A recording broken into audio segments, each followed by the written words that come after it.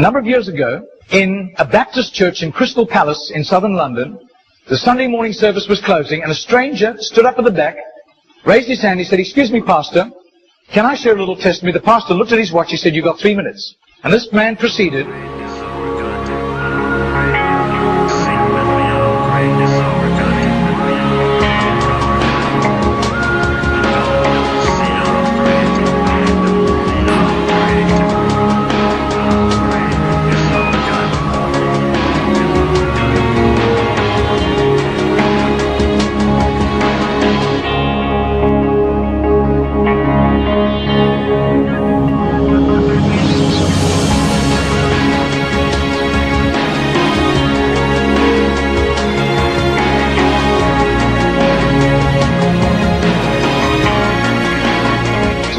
Now this London preacher flew back to the UK and was speaking at the Keswick Convention in the Lake District. And he threw in these 3 testimonies. At the close of his teaching session, 4 elderly pastors came up and said, "We got saved between 25 and 35 years ago, respectively, through that little man on George Street giving us a tract and asking us that question." He then flew the following week to a similar Keswick Convention in the Caribbean, to missionaries. And he shared the testimonies. At the close of his teaching session, 3 missionaries came up and said, "We got saved between 15 and 25 years ago, respectively, through that little man's testimony and asking us that same question on George Street in Sydney."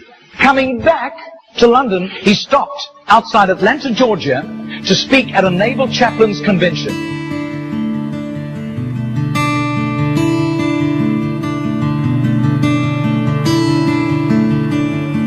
6 months later, flew to do a convention for 5,000 Indian missionaries in a remote corner of northeastern India. And at the end, the Indian missionary in charge, a humble little man, took him home to his humble little home for a simple meal.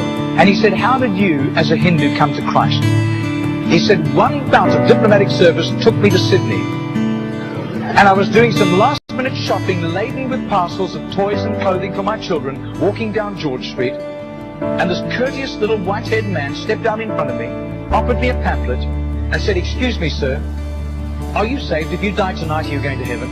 The splendor of the King, clothed in majesty. I do. His name is Mr. Genord, but I don't think he does it anymore. He's too frail and elderly. Joy